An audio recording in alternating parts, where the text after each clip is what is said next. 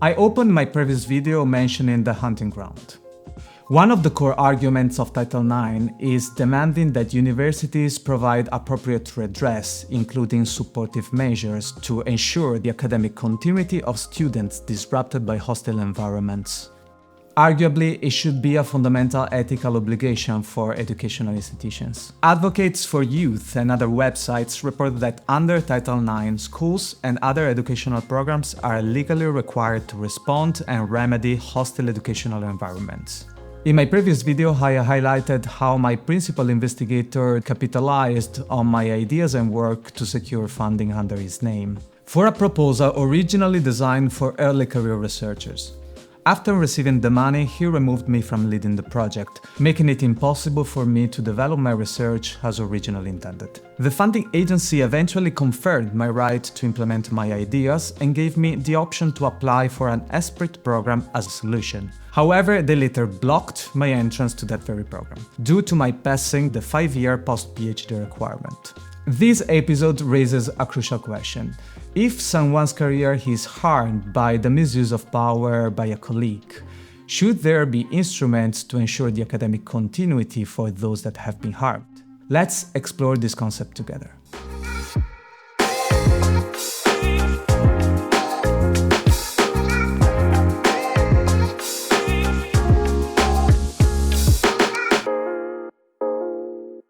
Mentorship is a fundamental cornerstone in recruiting and retaining qualified researchers. People in senior positions can profoundly impact the career of others. This creates systemic weaknesses that some individuals unfortunately exploit. For example, in this article analyzing whistleblowing in academia, the researchers report that abuse of power, fraud, and bullying are among the most frequently cited issues. Furthermore, reporting misconduct and abuse in academia is a challenge, particularly for young researchers. Even if not formally sanctioned, the very act of speaking out against abusive behavior can lead to career damage through character assassination, making it difficult to secure future jobs or potentially damaging your relationships with peers and collaborators. Yet, paradoxically, whistleblowing is encouraged in the university environment, but the reality often involves severe negative consequences.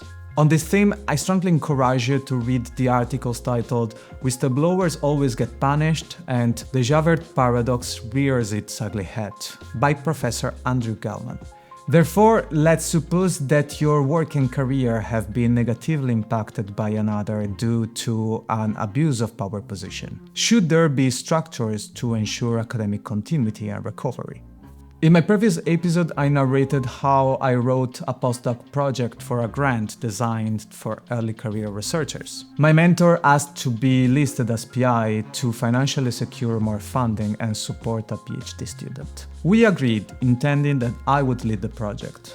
As soon as he received the money, he sidelined my research, impeding my intended work. The International Center for Academic Integrity positions keeping promises as a fundamental of research integrity. Otherwise, it would be too easy to gain unfair advantages based on promises that are not to be fulfilled. I'll link the video in the description below. The Austrian Science Fund eventually acknowledged my right to implement my ideas. As a form of redress, they suggested two options. Either my PI would work with me to develop a plan and timetable for implementing my ideas within the existing project, or I could implement my ideas as an applicant in the Austrian Science Fund's ESPRIT program. The ESPRIT option was presented as a pathway for me to pursue my ideas independently. They stated, if both parties are unable to reach an agreement, another option for the staff member is to implement his ideas as an applicant in the Austrian Science Fund's ESPRIT program, provided that the project can be significantly differentiated from the current one. Now, the question is, if I submitted a research proposal to the ESPRIT program, could they block my submission, thereby not allowing me to implement my ideas anymore as suggested? As my PI informed the agency that we could not reach an agreement, I followed the second option and submitted a new research proposal to the ESPRIT program.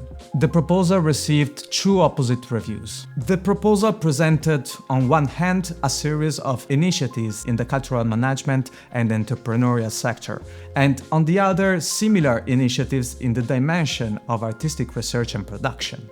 Specifically, it highlighted that common initiatives were non-existent, and these two sectors largely moved independently from one another. My project proposal aimed to fill this gap. The first reviewer considered the project proposal excellent, clearly acknowledging this gap, the complementarity of the mentors, and evaluating its strengths and weaknesses against the program's focus on career and skill development.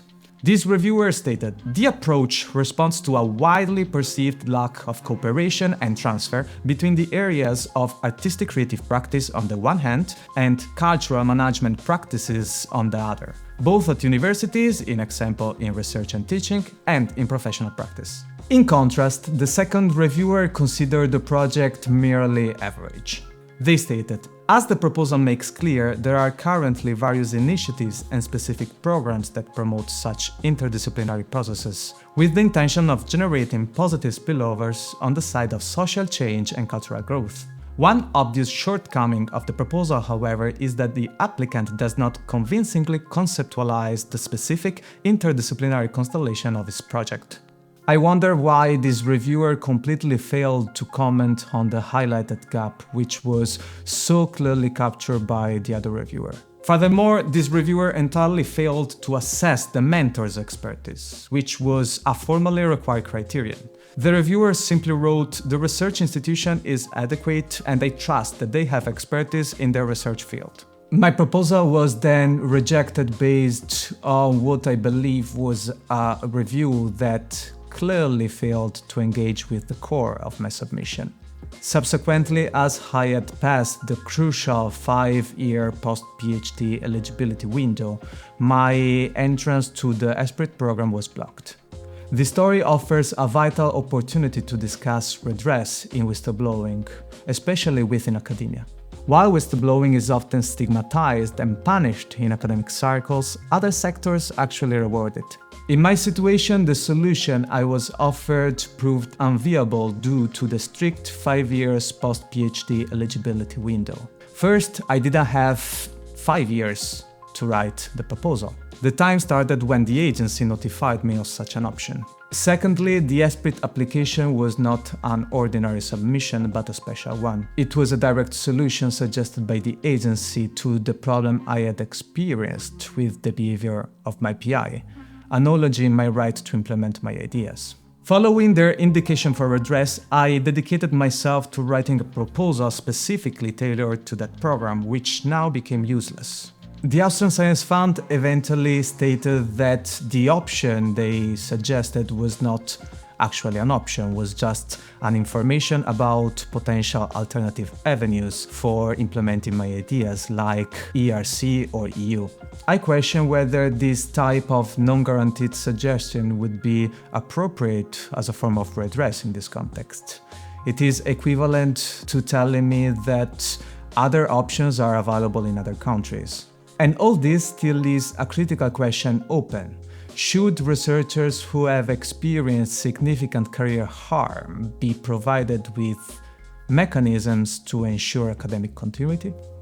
So, with this episode, I concluded my story. In the next one, I will make a short review of the 3 cases exposed so far, and then I will start discussing broader topics related to research integrity. So remember to follow the channel to stay updated, and I hope you had a nice and inspiring time, and I hope to see you in the next video.